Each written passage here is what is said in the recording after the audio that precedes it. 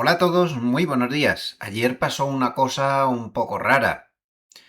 Fue la sexta sesión consecutiva donde la volatilidad se movió en la misma dirección que el SP 500, lo cual es muy anormal porque recuerden que lo habitual es que se mueva al revés, es decir, cuando sube baja la volatilidad y cuando baja sube la volatilidad, pero no en la misma dirección.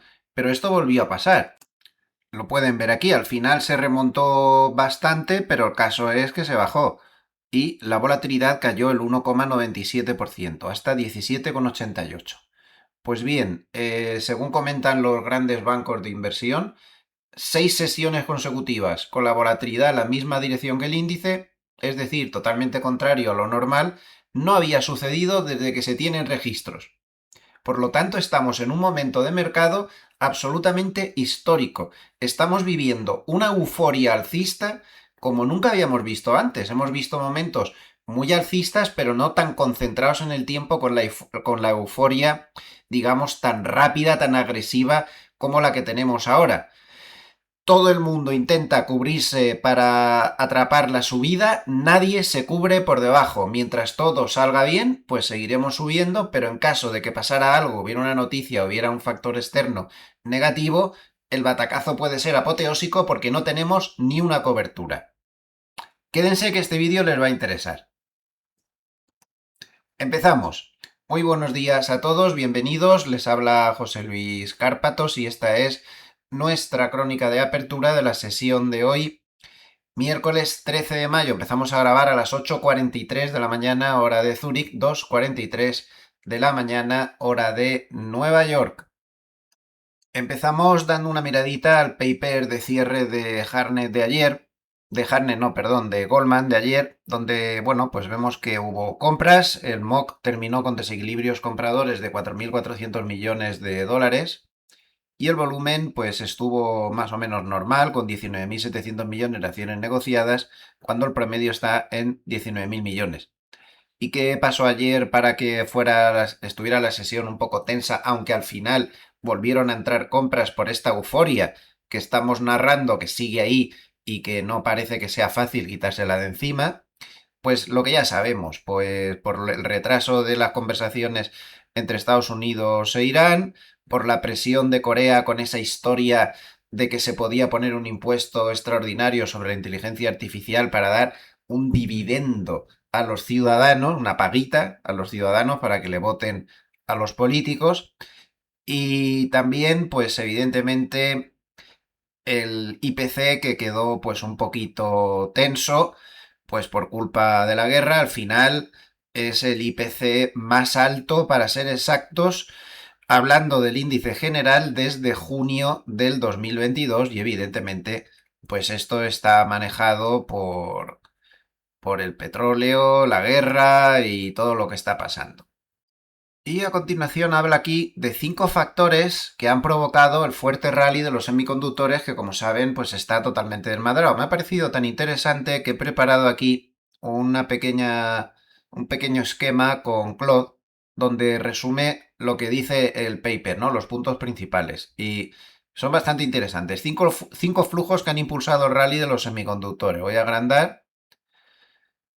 Bueno, pues los ETFs apalancados, que están comprando a lo bestia, y ETFs apalancados 2 veces, 3 veces, 5 veces sobre semiconductores. Está entrando mucho dinero ahí y el apalancamiento ese que llevan pues está exagerando las cosas. Estos productos se están poniendo ahora de moda. También las compras de minoristas que están comprando pues un grupo muy estrecho de valores. El factor momentum, es decir, los cuantitativos como CTAs y fondos de control de volatilidad y todos estos, pues están comprando porque sube el mercado y ellos siguen la tendencia. Si sube, compran, con razón o sin ella, con los fundamentales bien o con los fundamentales mal.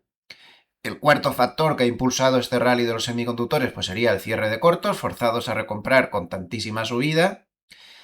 Y este quinto punto es muy importante. A ver, lo he puesto ahí muy resumido, pero esto lo que quiere decir es que los gestores de fondos habitualmente intentan comprar, los grandes institucionales, sectores o valores que se están quedando un poco atrás, que están atractivos desde un punto de vista fundamental. Pero es tal la euforia que hay y el FOMO y el miedo a quedarse fuera de otra gran subida, que lo que están haciendo es vender los que más han perdido en los últimos 12 meses y se están concentrando en comprar los que más han subido en los últimos 12 meses dentro del mundo de la inteligencia artificial. Este no suele ser su flujo normal. Entonces está siendo también un poco anormal. Entonces considera Goldman que los 5 factores en realidad son compras mecánicas solapadas y no realmente que se esté comprando por fundamentales o porque se crea que los valores pues tienen grandes potenciales. Considera que ninguno de los 5 motores es fundamental y que estos son flujos y que los flujos se pueden invertir, por lo que aconsejan una cierta prudencia al respecto de este sector. Si pasamos al capítulo de derivados, pues hombre, llama un poco la atención que el spread que descuentan las opciones para miércoles, jueves y viernes es pequeñísimo, es de tan solo un movimiento en cualquier dirección del 1,01%. Muy poca cosa, teniendo en cuenta además que ellos mismos lo dicen, que Trump está camino de China en este momento. Camino de China, y esta es la noticia curiosa, acompañado de los grandes CEOs de las grandes tecnológicas. Lleva al CEO de Nvidia, lleva al CEO de Apple, va Elon Musk, en fin, están todos ahí. Todos los importantes están en el avión. Bueno, también hasta cierto punto es lógico, porque quiere hablar con los chinos, pues con los representantes de sus máximas empresas tecnológicas. También, evidentemente, ha dicho que en ese viaje va a hablar de Irán, que no es un tema menor con los chinos, precisamente, ¿no? Es un tema bastante importante. Y bueno, pues con esta euforia total y desmedida, pues pocos se acuerdan del lío que tenemos montado en Irán, del petróleo, el peligro que puede haber. Hoy ha publicado JP Morgan, ya saben que este boletín especial de petróleo de JP Morgan está siendo un poco el que sigue todo el mundo ahora mismo, es el que mejor lo está haciendo, el que mejor está afinando con las previsiones. Y en este boletín JP Morgan advierte lo que ya han advertido otros bancos de inversión, que el problema no va a venir tanto por el petróleo, que también, sino sobre todo por los derivados, que el petróleo puede mantenerse relativamente estable en niveles altos, eso sí, pero donde vamos a ver los problemas es en la gasolina, en el fuel de aviación, el diésel, en todos los productos derivados que se van a tensar muchísimo, ¿no? Pero en cualquier caso me ha parecido muy interesante esta especie de calendario que ha establecido JP Morgan de en función de cuándo se abra el estrecho de Hormuz, hasta dónde puede llegar el petróleo en los diferentes trimestres posteriores. Entonces, bueno, pues suponiendo que se abriera a mediados de mayo, lo cual parece absolutamente imposible, pues tendríamos un promedio en el 2026 de 87 y ya en el 2027 pues todo volvería a la normalidad con 62. Si se abriera, que ellos creen que es lo más posible, a principios de junio, pues a partir del tercer trimestre vendría aún una subida porque habría mucho que arreglar. 107 podría llegar. Están hablando sobre el Brent, no sobre el West Texas.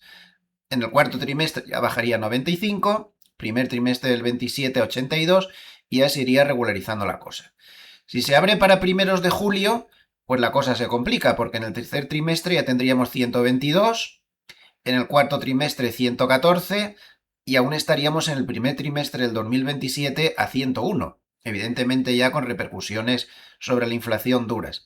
Pero se complica todo mucho si se abre a primeros de agosto, porque ya en el tercer trimestre se podría ir a 134, seguir en el cuarto trimestre en 134 y aún en el segundo trimestre del 27 aún estaría a 112, con un daño hacia la inflación, creo yo, pues bastante importante, ¿no? Y no digamos nada si se abriera a primeros de septiembre, donde ya creen que en el tercer trimestre podía subir a 143, cuarto trimestre a 153, y fíjense en el año 2027, 144 en el primer trimestre, 131 en el segundo, 125 en el tercero, es decir, como se abra a primeros de septiembre, podemos estar pensando en una carnicería en el tema de la inflación. Estos son precios altísimos y que van a hacer un daño en toda la cadena de formación de la inflación absolutamente durísimo. Y esto es a primeros de septiembre. ya no sigue la tabla, no nos dice qué puede pasar después, pues ya se lo pueden imaginar, cómo se abra después del 1 de septiembre. Así que datos me parece que muy interesante y a retener. Atención también a otro factor sobre el que ya les he hablado en estos vídeos y que se está complicando cada vez más. Esto aparece, este gráfico lo he sacado de un estudio que hace Bank of America sobre la evolución de las recompras de sus clientes corporativos. O sea, no de las recompras globales del mercado, sino de los clientes del propio banco. Lo cual, teniendo en cuenta que es un banco grandísimo y que tiene clientes de todos los tamaños, pues me parece bastante relevante, ¿no? Eh, Como no tienen las tecnológicas flujo libre de caja para recomprar, pues todo esto se está complicando. Fíjense cómo se toca un máximo de recompras. Estos son, insisto, los clientes de Bank of America. En 2024, en 2025 las recompras están bajando claramente y en 2026, pues casi a mitad de año, miren por dónde van. Por mucho que entre en la segunda mitad del año, va a seguir descendiendo todo. Y el problema, pues evidentemente está en las tecnológicas.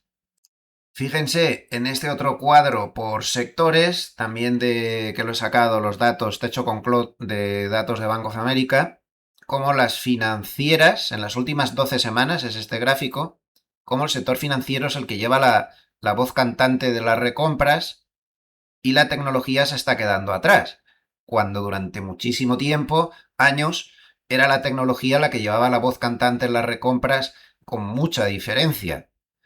Entonces, claro, no tienen flujo libre de caja, se lo están gastando todo en CAPEX, para invirtiendo en el tema de inteligencia artificial, y las recompras se van a resentir. Esto es un tema que a medio plazo lo vamos a notar mucho, porque las recompras han sido durante muchos años el factor número uno que hacía que las bolsas subieran, pero con mucha diferencia, de esto ya hemos hablado. Por lo tanto, no es un factor favorable a medio plazo. Los bonos siguen muy tensos, aunque hoy están más o menos planos. Les recuerdo que ayer el bono británico tuvo muchísimos problemas. Hoy el bono japonés, por ejemplo, a 20 años estaba tocando rentabilidades máximas desde 1996. En fin, esto está muy tenso y el bono americano a 30 años sigue por encima del 5.